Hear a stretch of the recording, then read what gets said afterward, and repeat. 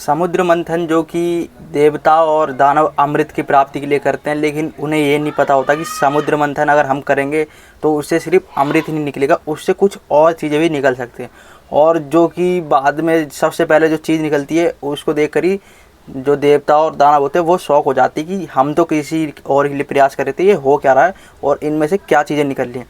आप सभी को पता है कि जो अमृत होता है वो सबसे लास्ट में निकलता है, लेकिन जो शुरुआत से लास्ट तक जो चीज़ें निकलती है समुद्र मंथन से, आज हम उन्हीं के बारे में जानेंगे। सबसे पहले जो कि निकलती है समुद्र मंथन से वो होता है कालकूट विष, जिसे हलाहल विष कहते हैं।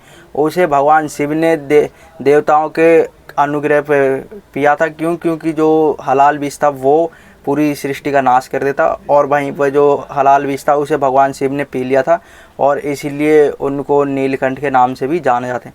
और जो नंबर दूसरे पे आते हैं वो थी कामधेनु गाय, जो कि कहा जाता है कि ऋषि वशिष्ठ ने उनको ले लिया था। क्योंकि जो कामधेनु गाय थी वो सभी इच्छाओं को पूर्ति करती थी, सभी इच्छाओं की। और वहीं पर जो बड़े बड़े ऋषि मुनि होते थे उनकी जो भी ज़रूरतें होती थी, जैसे हवन सामग्री, खाने पीने या कुछ भी, उन चीज़ों की वो पूर्ति करती थी। और वहीं पर जो कामधेनु गाय होती है वो शांति और पूर्ति का प्रतीक भी मानी जाती है।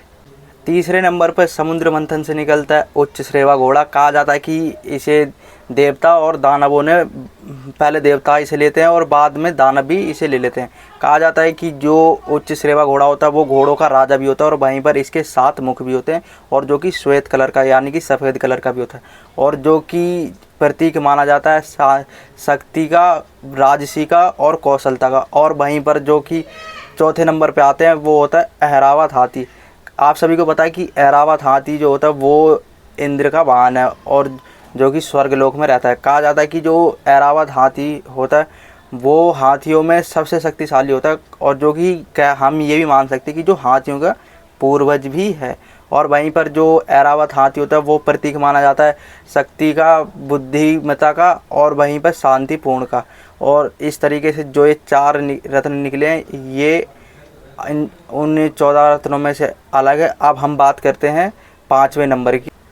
5वें नंबर पर निकलती है कौस्तुभ मणि, जिसे भगवान विष्णु ने अपने शरीर में धारण कर लिया, और जो कि प्रतीक मानी जाती है सौभाग्यता और अजयता का। और कहा जाता है कि इसे भगवान विष्णु को जो भक्त होते हैं अपनी भक्ति के स्वरूप भी इस मणि को भगवान विष्णु को चढ़ाते हैं।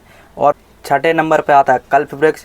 कल्प वृक्ष भी उन्हीं रत्नों में से एक है, जो कि कहा जाता है कि जो देवलोक में, स्वर्गलोक में है, और जो कि कामधेनु की तरह होता है, जो कि इच्छा पूर्ति करता है, और जो कि प्रतीक माना जाता है स्वर्ग का और शाश्वत का। 7वें नंबर पर निकलते हैं जो कि होती है अप्सरा, जो कि स्वर्गलोक में ही है, और जो कि प्रतीक माना जाता है प्रलोभन का, यानी कि हमारे जो अंदर काम वासना वगैरह होती है इन चीज़ों का। और वहीं पर जो ये माना इसलिए जाता है क्योंकि ये बहुत ज़्यादा सुंदर भी होती है और जो आकर्षक भी होती है बहुत ज़्यादा।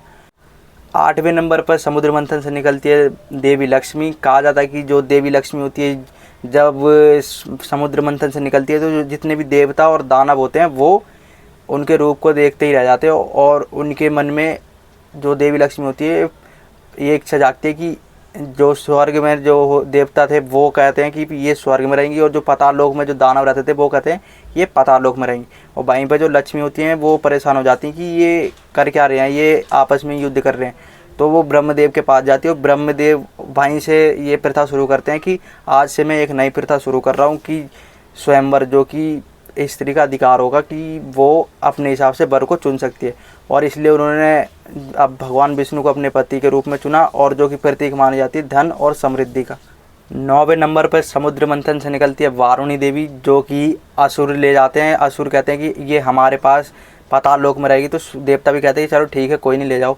और वहीं पर जो ये वारुणी देवी है वो शराब यानी कि मदिरा होती है, जो कि मदमोहन कर देती है इंसानों को, उनकी मति हर लेती है कुछ समय के लिए, तो वो इस चीज़ का प्रतीक मानी जाती है।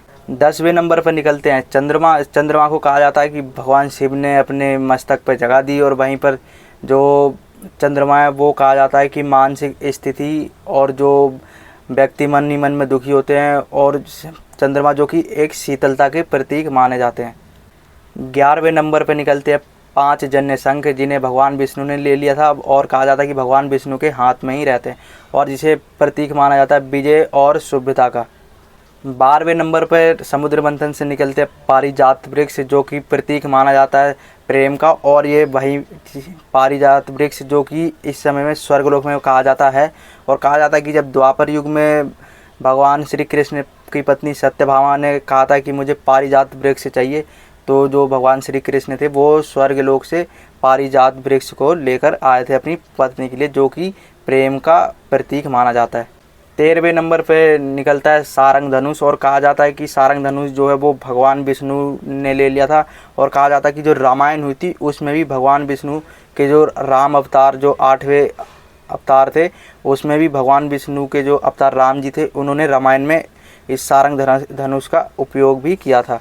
और जो समुद्र मंथन से अंतिम चीज़ निकलती है जिसको सभी का इंतज़ार होता है, देवता भी और असुर भी, जिन सभी को इंतज़ार होता है कि कब अमृत निकलता है, तो लास्ट में जो 14वें नंबर पर निकलते हैं वो होते धन्वंतरी, जो कि कहा जाता है कि चिकित्सा और स्वास्थ्य के प्रतीक माने जाते हैं। और कहा जाता है कि यही अपने हाथों में अमृत का कलश लेकर आए थे। और बाद में जो कहा जाता है दानव जो लेकर भाग गए थे, तो देवता जब परेशान हो गए थे तो भगवान विष्णु ने मोहिनी का अवतार लिया था। और वहीं पर जो कहा जाता है कि जब देवता दानवों के पीछे भाग रहे थे और जब दानव कलश लेकर भाग रहे थे अमृत का, तो और जो उस कलश में से 4 बूंदें जो गिरी थी पृथ्वी पर, उस जगह पर आज के समय में कुंभ का मेला लगता है। और भगवान विष्णु ने मोहिनी अवतार में उन देवताओं को अमृत पिलाया। और वहीं पर दूसरी तरफ दानवों को हाथ में कुछ नहीं आया। उन्होंने मतलब मेहनत तो खूब करी उनके साथ, लेकिन उन्हें कुछ ही चीज़ें मिली, बाकी तो सारी देवताओं को ही मिली।